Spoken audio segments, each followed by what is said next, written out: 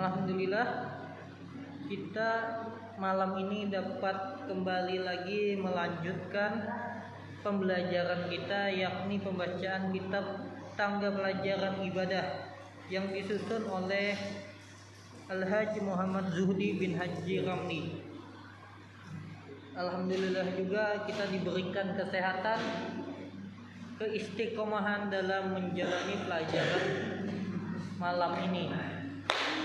Kenapa diucapkan alhamdulillah? Kenapa?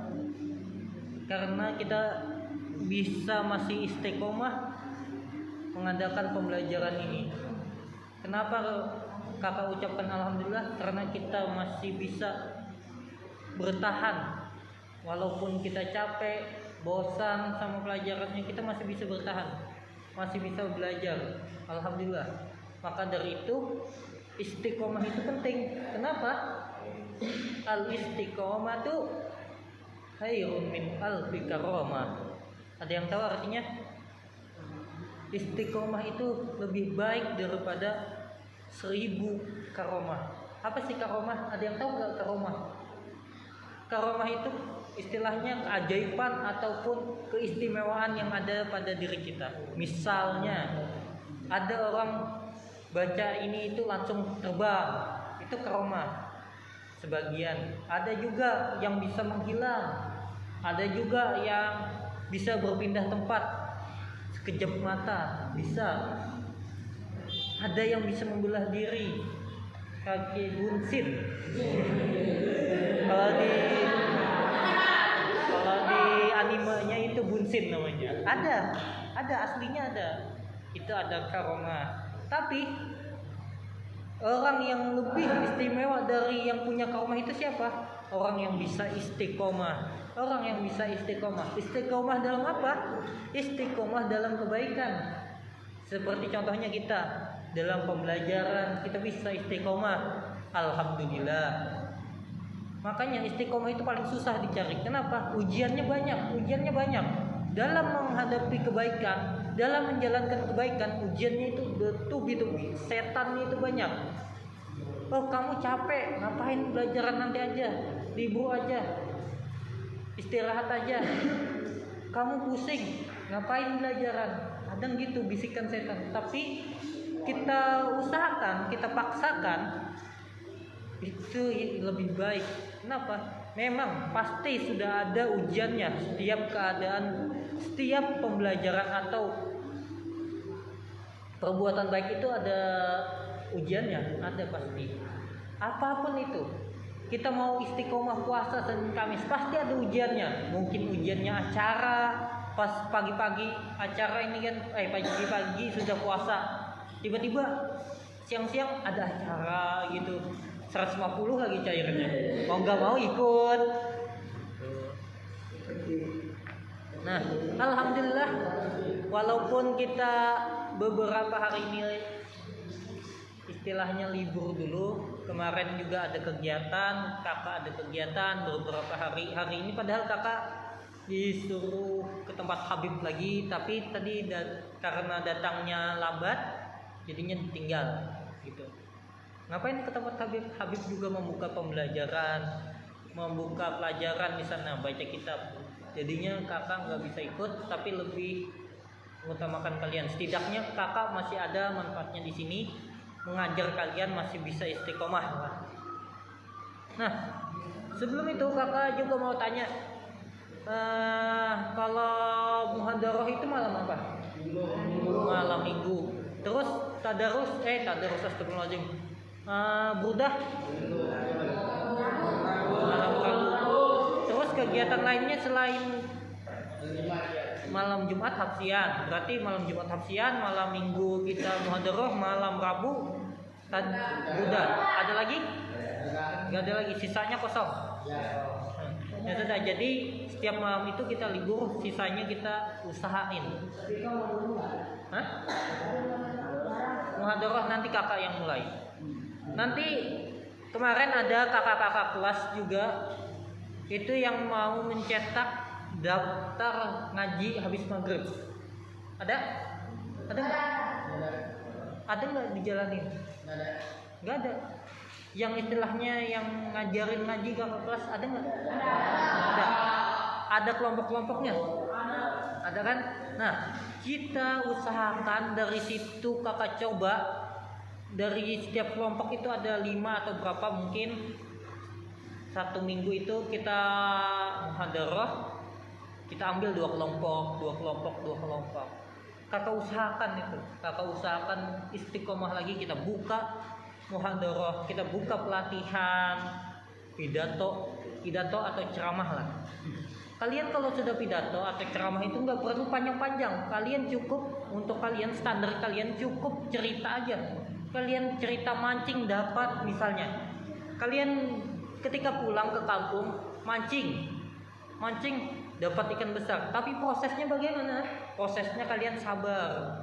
Dari situ as-sabru dalilnya apa? Enggak, kita semuanya nanti. Nah, kita lanjut lagi. Kayak untuk kalian ya, kalau memang nggak tahu dalil-dalilnya ataupun hadisnya, bisa cerita aja dulu, nggak usah macam-macam. Harus ini dalilnya panjang-panjang. Qala sallallahu alaihi wasallam an Abi Umar radhiyallahu anhu. Nggak usah. Yang penting kalian apa? Pede. Kepedean itu yang susah dicari. Banyak orang yang berilmu, banyak orang yang istilahnya ilmunya banyak orang yang pintar, tapi banyak juga orang yang gak bisa ngomong, banyak juga orang yang gak bisa berkata-kata atau menyampaikan apa yang di dalam hatinya. Itu yang penting. Jadinya melatih kepedean. Pertama itu melatih kepedean kalian di sini. Yang penting kalian pede, ngomong apa aja. Misalnya kalian pulang ke rumah kayak tadi, mancing, ceritakan aja kalian mancing. Nanti ada apa dari mancing itu hikmahnya? Kalian melatih kesabaran kalian. Itu hikmahnya, itu yang disampaikan. Misalnya lagi kalian di rumah ngapain biasanya?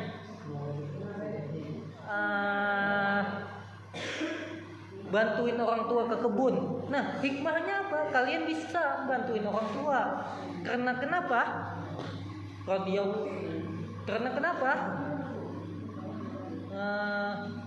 Ridhonya Allah, fi ridhoi walidain. Sukhullah, murkanya Allah pada murka kedua orang tua. Itu lagi dalilnya, itu lagi yang mengambil. Kalau yang kesabaran mancing tadi, kesabaran apa dalilnya? As-sabru minal iman. Sabar itu sebagian daripada iman. Itu aja. Habis itu kalian misalnya apa? Contohnya lagi ngapain? Kalau ke rumah kalian main game, ada juga dalilnya. Oh, saya di rumah main game tapi kalah terus. Ada yang main ML, Lost Track namanya. Lost Track. Ketemu musuhnya GG terus. Jadinya apa dalilnya? Di situ saya dilatih kesabaran saya dalam menghadapi musuh, ketelitian saya dalam membaca strategi musuh. Ya mungkin gitu. Misalnya saya melatih kecepatan jari saya main apa gitu. Nah, alhamdulillah kita kembali lagi. Kita kembali kemarin sampai mana pembelajaran kita? Ada yang tahu?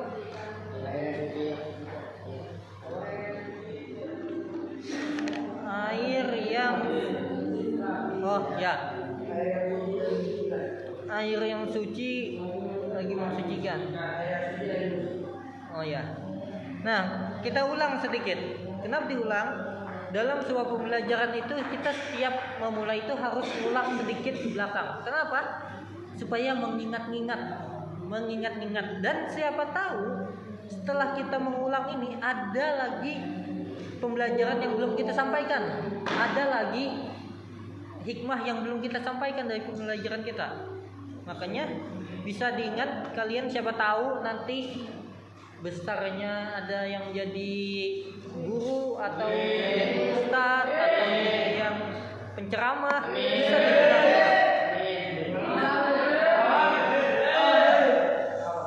Amin. Kakak doakan semuanya lebih sukses daripada kakak.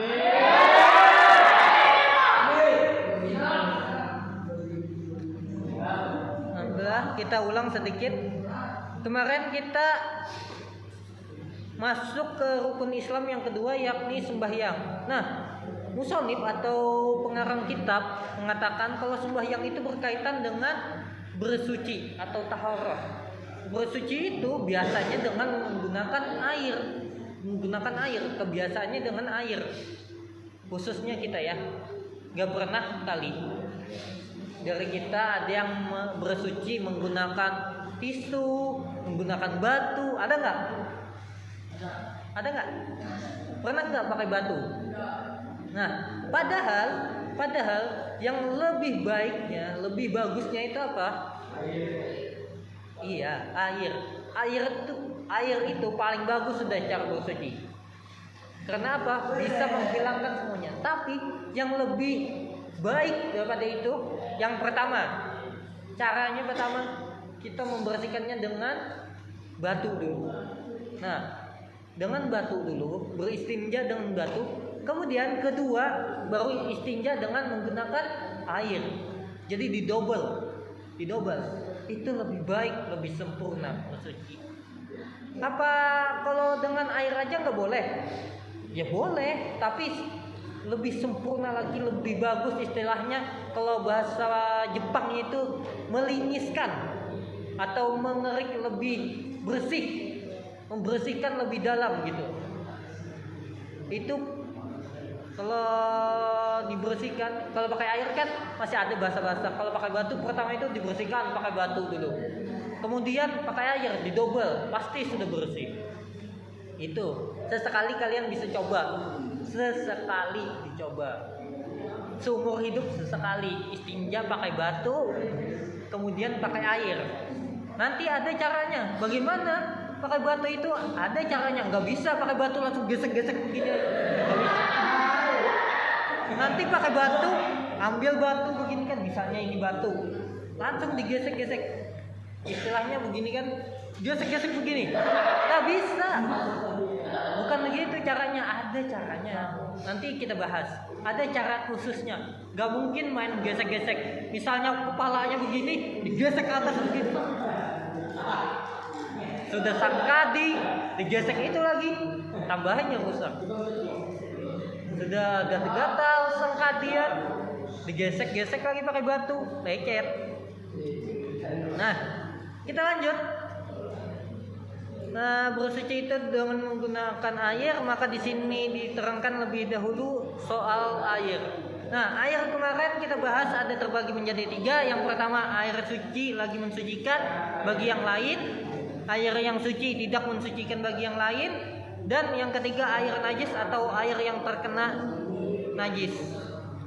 Dan air yang suci lagi mensucikan bagi yang lain itu terbagi menjadi 7 bagian. Ada air hujan, air laut, air sungai, air sumur, air pancuran, atau air sumber, atau air embun, air salju. Semua air ini, air yang ke-7 air ini, semuanya bisa kita simpulkan dari perkataan air yang turun dari langit dan air yang terbit atau timbul dari bumi. Semua itu suci. Yang penting jangan air spitek. Air spitek timbulnya dari bumi juga, dari bawah tanah bilang. Caranya apa? Spitek. Itu yang dipakai bersuci, nggak boleh. Kemudian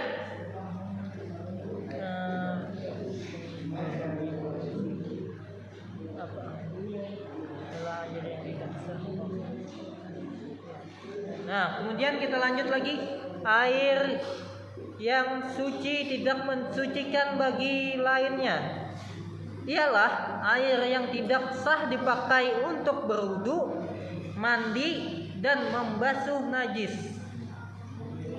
Nah, kalian kalau misalnya ada buku atau ada bukunya, boleh misalnya nggak ngerti atau nggak paham bacaannya, boleh dibarisin. Air yang suci tidak mensucikan halaman 6. Punya halaman 6 baris 1 2 3 4 5 baris ke-5. Halaman 6 baris ke-5. air yang suci tidak mensucikan bagi lainnya, ialah air yang tidak sah dipakai untuk berwudu, mandi dan membasuh najis. Air ini ada 3 macam. Yang pertama ialah air yang bercampur dengan barang yang suci sehingga timbul perubahan pada air itu. Misalnya berubah dari segi baunya, rasanya, ataupun warnanya. Nah, contohnya di sini pengarang kitab menyebutkan air yang bercampur bunga mawar ataupun air bunga. Kalian pernah dengar air kembang atau air bunga 7 rupa? Siapa tahu ada yang pernah dengar. Pokoknya air bunga, walaupun nggak bunga mawar. Di sini kan dicontohkan bunga mawar aja, walaupun lain bunga mawar, bunga anggrek, bunga ini, bunga bangkai, semuanya bunga. Apabila tercampur sama air dan berubah baunya, misalnya berubah baunya, kalau sudah berubah baunya, dia suci tapi nggak bisa mensucikan, nggak bisa dipakai untuk mandi, untuk berwudu, dan untuk membasuh najis. Kemudian air yang bercampur dengan gula. Nah, air yang bercampur dengan gula ini yang berubah apanya? Rasanya. Jadi termasuk daripada syarat air yang tidak bisa dipakai bersuci. Yang pertama tadi apa? Baunya berubah, rasanya berubah, dan warnanya. Nah, apabila air gula itu yang berubah apa? Rasanya. Nah, kalau rasanya berubah tercampur dengan apapun, apabila rasanya terubah, itu nggak bisa dipakai bersuci. Tercampur dengan kopi, nggak bisa berubah, nggak bisa dipakai bersuci. Tercampur dengan air gula, nggak bisa dipakai bersuci. Bercampur dengan apa lagi? Air es, itu kan nggak merubah rasa, cuma dingin. Suhu air yang berubah. Suhu air yang berubah. Itu nggak masalah. Pokoknya apabila berubah rasanya, dirasain kan rasanya berubah ini, berarti nggak sah lagi dipakai untuk bersuci atau membersihkan najis. Yang ketiga ialah air yang bercampur blau. Apa itu blau? Orang dulu mungkin kalian nggak sempat lagi. Blau itu kayak sabun cuci untuk membersihkan pakaian. Warnanya berubah, dia warnanya biru. Bila dikucek itu warnanya biru untuk membersihkan pakaian atau noda biasanya gitu. Nah, air itu nggak bisa dipakai juga karena kenapa? Berubah warnanya. Sama misalnya juga kena kesumba, airnya ini kena kesumba, berubah warnanya, nggak bisa dipakai.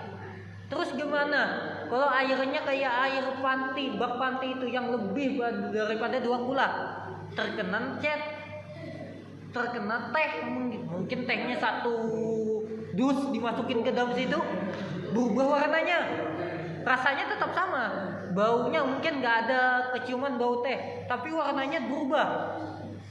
Gimana hukumnya?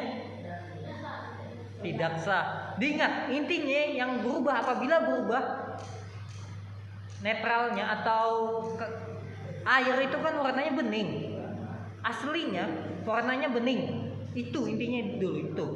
Kalau airnya berubah, misalnya airnya berubah itu karena kena teh, kopi, atau air gula, atau air bunga, itu kan menyebabkan perubahan semua. Beda perubahannya dengan air tanah. Apabila dibor, misalnya di sumur bor ini kita ngambil air tanpa disaring, baunya apa? bukan bau karet, tapi bau tanah. Warnanya warna apa? Kuning-kuning. Tapi itu sah dipakai. Kenapa? Itu langsung air yang terbit dari bumi. Itu. Ini yang maksudnya terkena, yang dimasukkan ya, bukan dari langsung, bukan dari awal airnya itu. Kalau airnya dari tanah kan memang awalnya memang warna coklat apabila ditimbulkan. Tapi kalau sebelumnya dia bening, dimasukin apa, warnanya berubah, itu yang menyebabkan tidak sah. Tapi kalau memang dari awalnya dari bawah tanah dia coklat, dinaikkan ke atas tetap warna coklat, tetap sah dipakai. Walaupun bau tanah masih tetap sah dipakai untuk bersuci atau membersihkan najis. Kemudian kedua,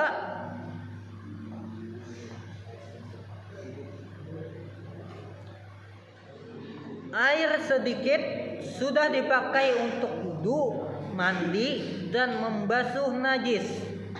Tapi airnya tidak berubah. Andai kata berubah air itu dengan najis, itu hukumnya termasuk air najis. Bagian apa yang dibahas? Nah, air yang suci lagi mensucikan, tapi nggak bisa air yang suci tapi tidak bisa dipakai untuk bersuci lagi. Itu contohnya adalah air yang sedikit terus sudah dipakai untuk berwudu. Airnya itu sudah dipakai untuk wudu atau mandi wajib.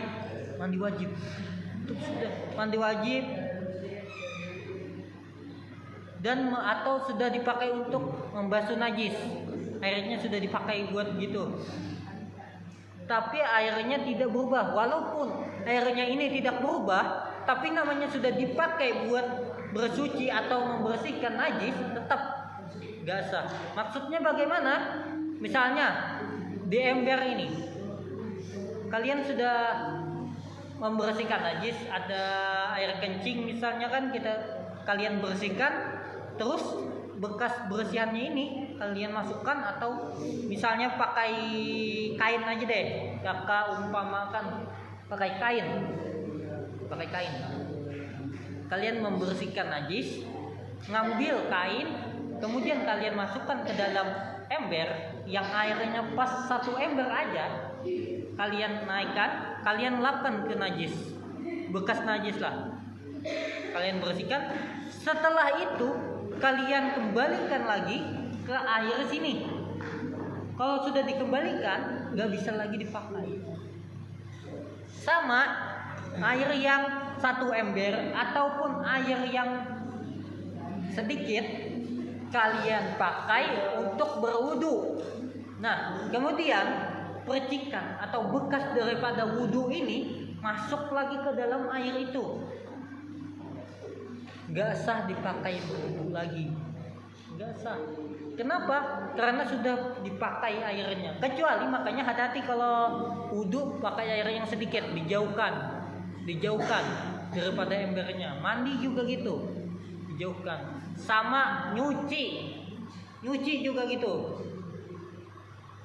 Nyuci, jangan membilas pakaian, apalagi pakaiannya bernajis, jangan bilasnya dalam satu ember. Jangan, nggak boleh.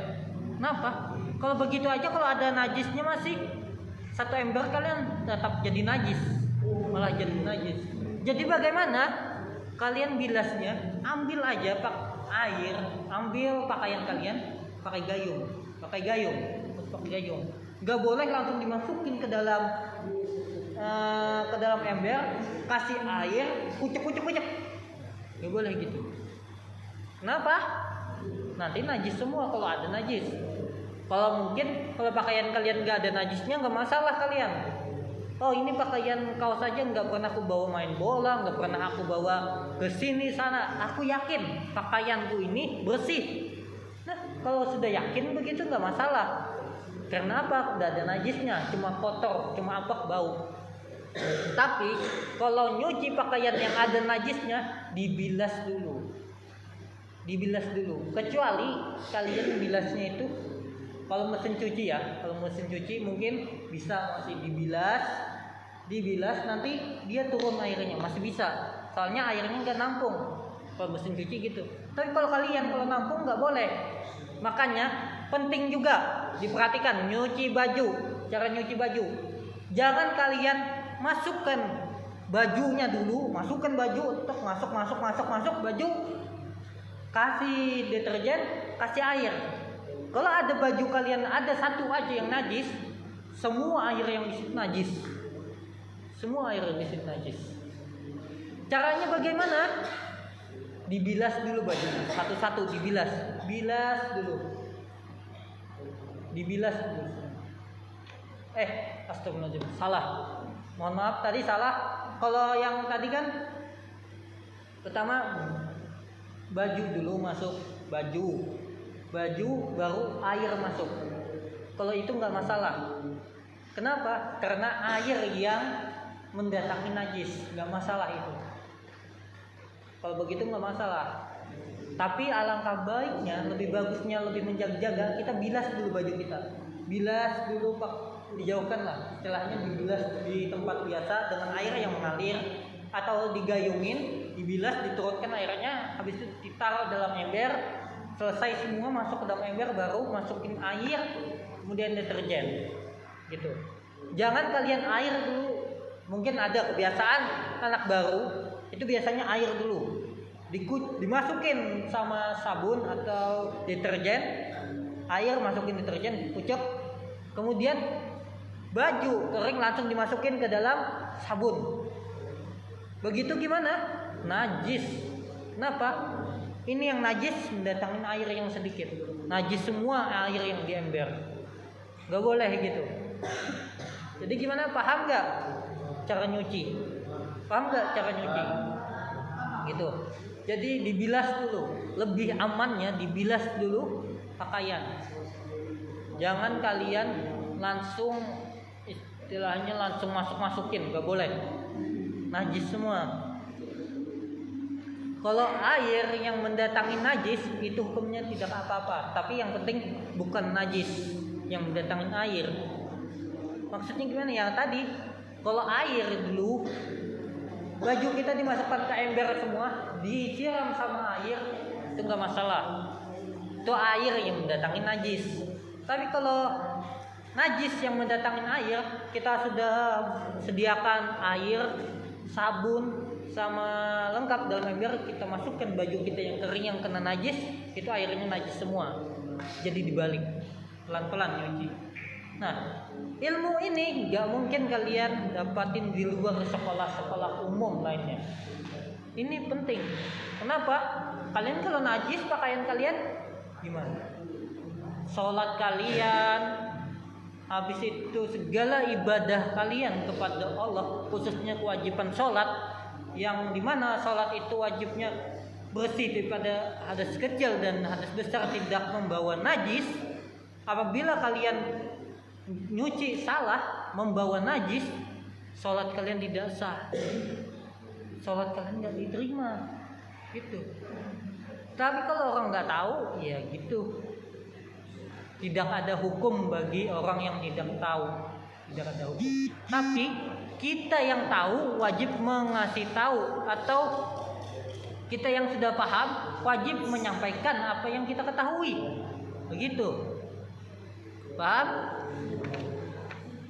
Nah, kemudian air yang apa ini? Air yang tembal. Oh, ini. Yang ketiga, air yang ini di sini tembali. Apa ini? Kayu. Apa?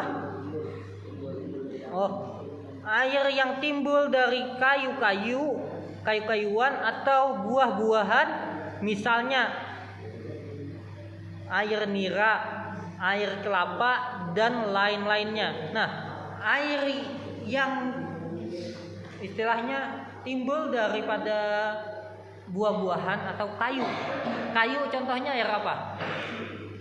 air bambu. Biasanya ada yang pernah dapatin air bambu? Air bambu itu ada yang diminum, air bambu, cari bambu buat diminum, airnya ada. Bilang sih segar, nggak tahu, kakak nggak pernah. Nah, air bambu itu nggak bisa dipakai buat bersuci, nggak bisa. Terus air kelapa nggak bisa dipakai bersuci. Apa? Ya itu tadi penyebabnya karena air ini termasuk daripada air yang suci tidak bisa mensucikan. Air yang suci tidak bisa mensucikan. Di sini air nira. Air nira itu gimana ya? Dulu nira itu apa ya? Ada yang tahu nira enggak? Kakak juga kurang tahu. Kalau kakak contohkan yang dari kayu itu bambu, air bambu, dalam bambu gitu. Air dari kayu juga. Air kelapa dan air lain-lainnya. Kemudian air najis atau air yang bernajis ialah air yang sedikit bercampur dengan najis. Yakni air yang sedikit, ya, air yang sedikit yang kurang daripada 2 kulah. 2 kulah ini macam-macam pendapat ulama atau pendapat para ahli fikih, macam-macam.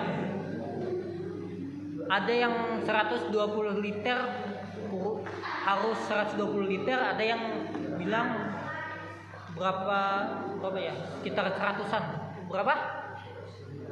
Berapa? 216 liter. Di sini ya, di sini 216. Mohon maaf tadi 216 liter. Nah, apabila kurang daripada 216 liter, itu dikatakan air yang sedikit. Air yang sedikit. Tadi kakak bilang 116 itu salah, mohon maaf. Habis itu air yang banyak, yang kedua tadi air najis kan contoh daripada air najis yakni air yang banyak bercampur dengan najis sehingga timbul perubahan pada baunya, rasanya atau warnanya. Contohnya air kolam renang bercampur kencing yang banyak betul, 100 orang yang kencing di situ. Rasanya berubah, rasa kencing. Jadi airnya itu tetap najis walaupun air yang banyak. Kemudian contohnya lagi, air yang banyak terus terkena misalnya najis atau kotoran hewan apa gitu. Misalnya kotoran sapi kena di mana gitu dalam kolam renang kan misalnya aja. Tapi gak mungkin si kotoran sapi masuk ke kolam renang misalnya. Lebih pada satu sapi yang BAB di situ, warna kolam renangnya berubah jadi hijau. Jadi kolam renangnya airnya gak boleh dipakai untuk bersuci lagi. Najis satu kolam renangan. Najis hukumnya. Nah, jadi di sini kesimpulannya, kita di sini membahas air itu ada yang najis, ada yang suci lagi mensucikan, ada yang suci tapi tidak bisa mensucikan, ada juga yang najis gitu ya. Kemudian sampai di sini dulu. Ada yang ditanyakan atau yang bingung? Siapa tahu ada pengalaman atau apa yang mau ditanyakan. Kak, saya nggak paham yang mengenai ini. Kak, saya nggak ngerti ini. Atau Kak, saya pernah dapat pertanyaan begini di luar. Ada nggak? Ada? Gak ada. Jadi paham semua? Paham. Alhamdulillah kalau sudah paham semua, kita akhiri dan kita besok malam Minggu. Nah, ya sudah. Masuk ke bagian 2 kulah, wallahu alam bisawab. Nah, jadi insyaallah malam Minggu besok kita latihan ceramah atau muhadharah. nanti kakak suruh kakak kelasnya yang memimpin, kakak yang jadi penasehat atau yang hadirin di sini. Setelahnya gitu. Oh ya, kalau bisa habis belajaran ini, pernah nggak diingatkan atau dilajarin baca tulis sholawat di akhir pembelajaran. Tulis sholawat Allahumma sholli ala sayyidina Muhammad di akhirnya. Allahumma sholli ala sayyidina Muhammad, gitu aja cukup. Kenapa? Selama sholawat ini masih ada di kitab kita insya Allah masih ada lengket-lengket lah, dan malaikat itu terus bersolawat. Nanti kakak carikan hikmah-hikmahnya daripada nulis solawat itu tadi. Kalau nggak salah hilaf aja kakak, kalau hilaf mohon maaf, tapi nanti kakak carikan lagi. Tapi memang bagus, intinya bagus nulis solawat di dalam kitab.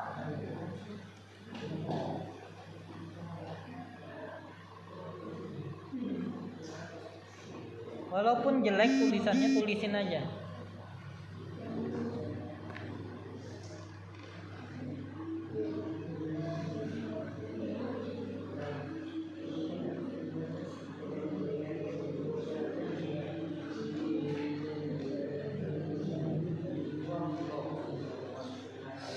Allahumma sholli ala sayyidina Muhammad, cukup gitu. Ya, boleh tambahin wa ala ali sayyidina Muhammad di kitabnya. Kenapa? Nanti kakak carikan faidah-faidahnya kenapa bagus ditulisin sholawat. Nah, sudah dua kulah, wallahu a'lam bishawab. Ayo baca doa setelah belajar. Allahumma